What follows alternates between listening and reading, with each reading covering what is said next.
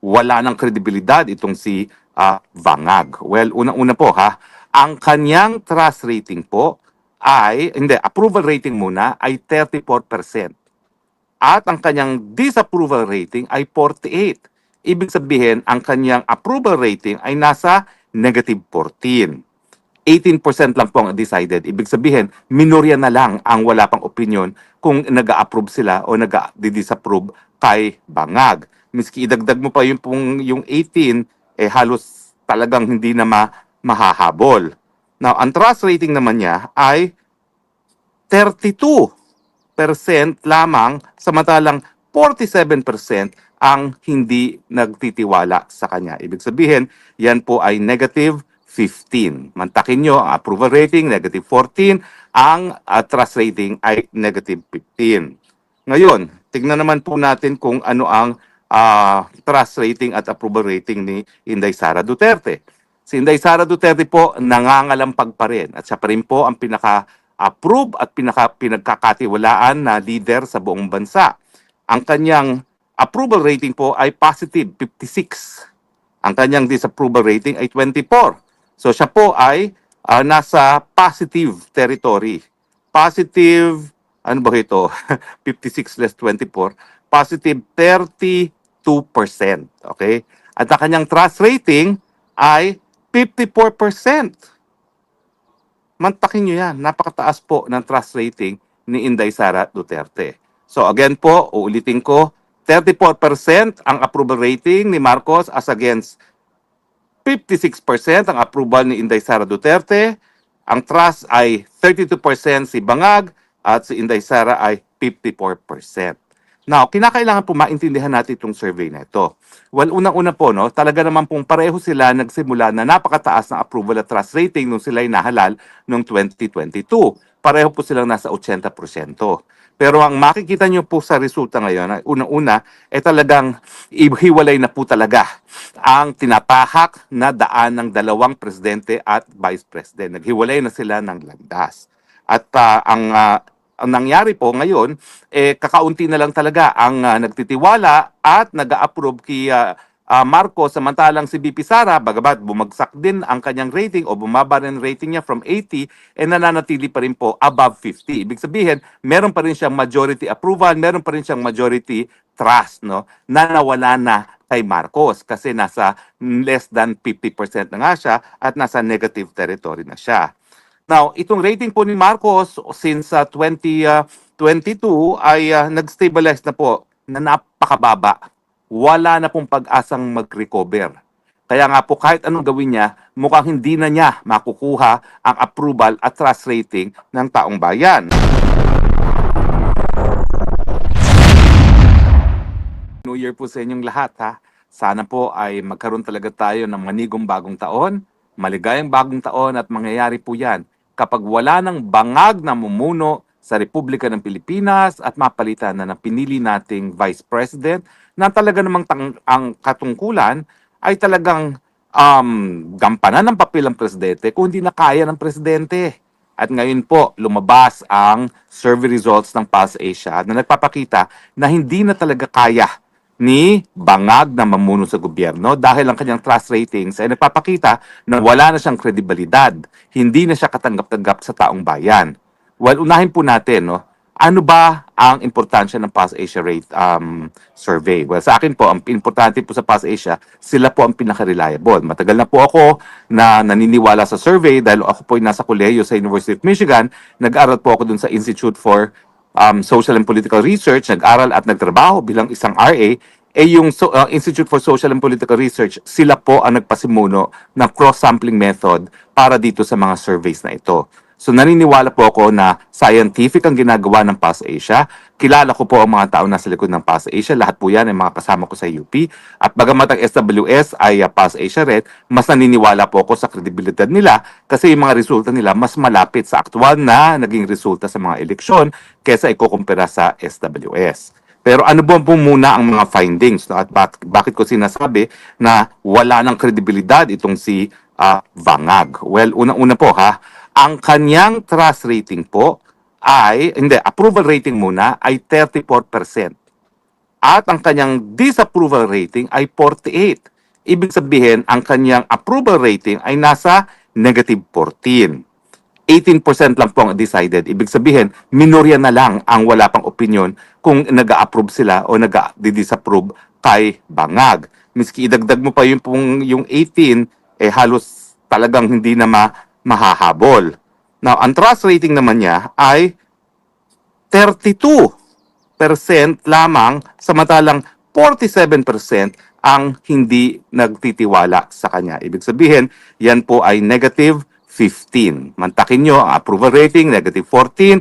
Ang trust rating ay negative 15. Ngayon, tignan naman po natin kung ano ang trust rating at approval rating ni Inday Sara Duterte. Si Inday Sara Duterte po nangangalampag pa rin at siya pa rin po ang pinaka-approve at pinagkakatiwalaan na leader sa buong bansa. Ang kanyang approval rating po ay positive 56. Ang kanyang disapproval rating ay 24. So siya po ay nasa positive territory. Positive, ano ba ito? 56 less 24. Positive 32%. Okay? At ang kanyang trust rating ay 54%. Mantakin nyo yan. Napakataas po ng trust rating ni Inday Sara Duterte. So again po, uulitin ko, 34% ang approval rating ni Marcos as against 56% ang approval ni Inday Sara Duterte. Ang trust ay 32% si Bangag at si Inday Sara ay 54%. Now, kinakailangan po maintindihan natin itong survey na ito. Well, unang-una po, no, talaga naman pong pareho sila nagsimula na napakataas ng approval at trust rating nung sila ay nahalal noong 2022. Pareho po silang nasa 80%. Pero ang makikita nyo po sa resulta ngayon, unang-una, talagang hiwalay na po talaga ang tinatahak na daan ng dalawang presidente at vice president. Naghiwalay na sila ng landas. At ang nangyari po ngayon, kakaunti na lang talaga ang nagtitiwala at nag-a-approve kay Marcos, samantalang si BP Sara, bagamat bumagsak din ang kanyang rating o bumaba rin rating niya from 80, nananatili pa rin po above 50. Ibig sabihin, meron pa rin siyang majority approval, meron pa rin siyang majority trust, no, na nawala na kay Marcos kasi nasa less than 50% na nga siya at nasa negative territory na siya. Now, itong rating po ni Marcos since 2022 ay nag-stabilize na po na napakababa. Wala na pong pag-asang mag-recover. Kaya nga po kahit anong gawin niya, mukhang hindi na niya makukuha ang approval at trust rating ng taong bayan, no? Now, sa katunayan, yung kanyang trust at approval rating ay nasa negative level na nga po, no? So talagang napakahirap na pong makabawi diyan. Samantala, si Vice President naman po ay pinagkakatiwalaan pa ng mayorya kasi 54 and 56, no? So bagamat hindi na 80%, mayorya pa rin po yan, no? Na kung titignan nyo ang datos sa lahat ng mga nanilbihan, lahat naman po talaga po bumababa pagdating ng mid-level. Pero ano po ibig sabihin na meron pang 54 at 56 approval at trust rating si BP Sara? Ibig sabihin po may kredibilidad pa siya. At walang kaduda-dubda po, no, na talagang siya pa rin ang primary contender para sa presidente at si Marcos wala na pong pag-asa yan at kung sino man ang susuportahan ni Marcos, wala na rin pong epekto ang kanyang endorso, no, kasi nasa negative territory na ang kanyang approval at ang kanyang trust ratings.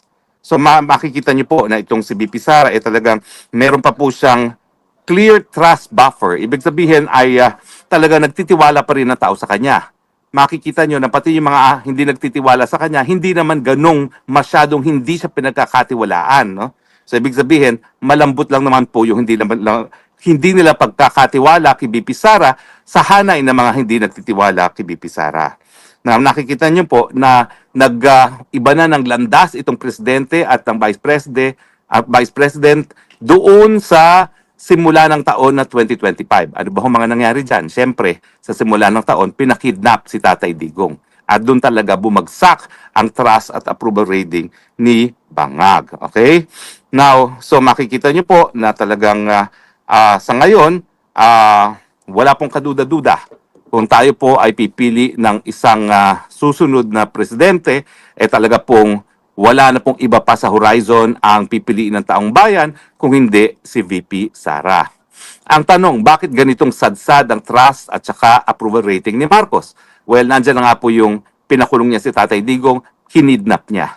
Kasi nung pinakulong at pinakidnap niya si Tatay Digong, hindi lang niya pinatupad yung kagustuhan niya na manatili sa pwesto sa pamamagitan ng pag-aalis ng mga banta sa kanilang Marcos 2.0 na plano na Marcos Forever Again, kung hindi, talagang ibinenta rin po niya ang soberenya ng Pilipinas. Dahil yung pagkakakidnap niya kay Tatay Digong at pagpapadala sa dahig, unang-una, siya na po mismo paulit-ulit na nagsasabi mula po noong 2023 na hindi-hindi na siya makikipagtulungan sa ICC dahil nga po ito ay magiging labag sa ating soberenya. Pero ano po sa akin, sabi na aking informante, sabi po ng informante ko, siya mismo, si Bangag mismo, ang talagang nagbibigay ng utos dun sa mga nasa Villamor noong Marso 11. At siya mismo nagsabi, kung hindi yan sa voluntaryong sasakay sa eroplano, buhatin at sapilitang isakay yan sa eroplano dahil kinakailangan mapadala yan sa dahig. So natural, magagalit ang taong bayan dahil hindi lang si Presidente Duterte ang pinaka-approve at pinaka-trusted na leader nung siya'y umalis sa kanyang katungkulan. Kundi ako nagkakada sa 80% nga ata approval at trust rating niya nung siya'y umalis no? Siyempre, siya ang pinakamamahal na presidente in recent history, pakikidnap mo. At siyempre, dahil siya na mismo ang nagsabi na kapag siya'y nakipagtulungan sa ICC, malalabag ang ating soberenya, si Marcos Bangag na mismo ang lumabag sa ating soberenya, ang lumabag sa ating saligang batas, ang siyang nagtaksil sa taong bayan dahil pinakidnap niya si Tatay Digong sa mga dayuhan na wala naman po talagang jurisdiction na para litisin ang mga nangyayari sa Pilipinas. Di umanong nangyayari sa Pilipinas dahil nga tayo po ay bumitiw. Bukod po dyan, patuloy pa rin ang problema ng walang tigil na pagtaas ng presyo ng bilihin. Abay, ito po'y nagsimula matapos ang isang taon nang siya naging presidente. At patuloy po, wala pong tigil ang patuloy na pagtaas ng presyo ng bilihin. At siyempre, ang naging conclusion dyan, hindi lang naging walang ya at walang hiya talaga itong si Marcos kay Tatay Digong na nagpalibing sa kanyang ama at talaga namang binaliwala ang soberenya ng Pilipinas nang pinakidnap si Tatay Digong papunta ng dahig. Kung hindi, wala ring silbi si Magbangag Jr. dahil nga po patuloy pa rin ang problema ng taong bayan sa walang tigil na pagtaas sa presyo ng bilihin. At siyempre ngayon po, lumalabas din sa Pulse Asia na pangalawa sa concern ng Pilipino ngayon ay korupsyon. Korupsyon na sang-ayon kay Zaldico ay nagbumula at nagtatapos mismo kay Bangag Marcos Jr. Napakadali naman po para maintindihan kung bakit. Una-una, lahat po yan ng insertions, yan po ay pinirmahan ni Presidente. Siya na nga nagsumite ng original budget sa Kongreso ng 2025 at 2026. Bakit pinayagan niyang salawlain ng mga kongresista na naging dahilan para makurakot ang pera ng taong bayan? At siyempre, yung naging testimonya rin ni Zaldi na ang presidente mismo ay nagpasok ng 100 billion insertion sa 2025 budget at sa 2026 budget. At si Zaldi ko mismo ang nag-deliver na 25% or 25 billion pesos kay Marcos Jr. Paano nga niyo yung sasabihin na, ay naku, talagang susupilin natin ang korupsyon? Siya yung pinakakurap. Una-una, hindi naman po pwedeng nagawa ng mga senatong at congressman yung kanilang korupsyon kung hindi niya tinalaga yung kanyang pinsan bilang speaker at kung hindi niya binigyan ng utos ang speaker at si Zaldico na pati siya ay magkaroon ng 100 billion insertion. Di ba po? At kaya naman po, yan ang dahilan kung bakit napakatindi ng disapproval niya sa taong bayan dahil ayaw ng tao na walang solusyon ang presidente sa patuloy na pagtaas ng presyo ng bilihin at nakikita nila na problema ng korupsyon napakatindi na. Lumalangoy na tayo sa tubig baha samantalang 1 trilyon sa 3 taon na administrasyon ni Bangag Jr. ang nakurakot ng mga senatong at congressman at ng Malacanang mismo, no? Dahilan kung bakit lumalangoy sa tubig baha ang sambayan ng Pilipino. Nandyan pa yung paulit-ulit na suspetsya nung una na siya ay bangag. Diba? Ako po, pinupulbos ni Bangag at ako po, sabi ng informante ko, si Bangag mismo ang nag-utos na pulbusin ako. Akala ko dati si Lisa Tanas pero hindi daw po. Si Bangag mismo dahil napipikon siya doon sa pulboronic video na ang ginawa ko lang naman po, in-authenticate ko sa pamamagitan ng computer apps at sa pamamagitan ng eksperto na nagsabi na hindi siya AI bago ko ipakalat. Dahil meron naman pong karapatan ng taong bayan sa impormasyon na nakakaapekto sa kanila pang araw-araw na buhay. Hindi ba ho kung bangag ang presidente, yan ay may pakialam ang taong bayan? Dahil kung siya ay bangag, wala siyang solusyon na maibibigay sa problema nga ng taong bayan. At ngayon po, hindi lang po suspetsa yan. Hindi lang po yan sinabi ni Presidente Duterte noong Enero ng 2024 na naging dahilan siguro talagang kaya nagdesisyon ng bangag na pagdating ng 2025 ipadala na sa Hague itong si Tatay Digong. Hindi lang po yan dahil doon sa confidential agent ni Agent Morales ng PIDEA. Hindi lang po yan dahil doon sa pulboronic video na sinisisi sa akin. Hindi lang din po yan dahil sa testimonya ni Cathy Binag na nakikita niyang tumitira na cocaine si Bangag Jr. kasama na kanyang dating partner. Kundi dahil na rin sa revelasyon ni Amy Marcos, sariling kapatid, na bangag nga ang presidente. So ngayon, hindi na nga siya dapat mag-hair follicle test dahil nakumpirma na ng sarili niyang pamilya, kadugo, na siya ay bangag. Paano naman pagkakatiwalaan? Paano naman pagbibigyan approval ang bangag na presidente ng taong bayan? So hindi po nakapagtataka na negative territory na ang approval at trust rating ni Marcos Jr. dahil nga po siya ay bangag, dahil siya ay bangag, siya ay walang solusyon sa problema ng patuloy pagtaas ng presyo ng bilihin, siya ang punot dulo ng korupsyon at siya po ang lumabag sa soberenya ng Pilipinas nang siya pa ang nagpakidnap kay Tatay Digong. By way of hindsight siguro, nagkamali sila nung pinakidnap nila si Tatay Digong. Ang akala nila, pag wala na si Tatay Digong sa Pilipinas, mawawala na yung tinik sa kanilang kagustuhan na manatili sa pwesto till kingdom come. Nako, kabaliktaran po nangyari. Naggalit ang taong bayan dahil hindi lang nila mahal si Tatay Digong. Nakita natin na bukod pa sa pagmamahal kay Tatay Digong, pinangangalagaan din ng taong bayan ang soberenya at pagiging independenteng bansa ng Republika ng Pilipinas. So nakita po natin, dahil negative na po ang approval at trust rating, wala na po talagang silbi ang presidente. Political scientists will now say na itong survey na negative 14 at negative 16 na trust at saka approval rating ay dahilan para maging lame duck president na po ang presidente. Wala na po siyang kredibilidad, wala na siyang moral authority para manilbihan bilang presidente. Ang pinakamaganda niyang gawin ay talagang tanggapin ang payo ng kanyang nakakatandang kapatid na si Senator Amy Marcos, magpahinga na, magretiro, magpagaling, alagaan ang sarili, alagaan ang kanilang matanda ng ina, at ibigay na ang pagiging Pangulo kay VP Sara Duterte.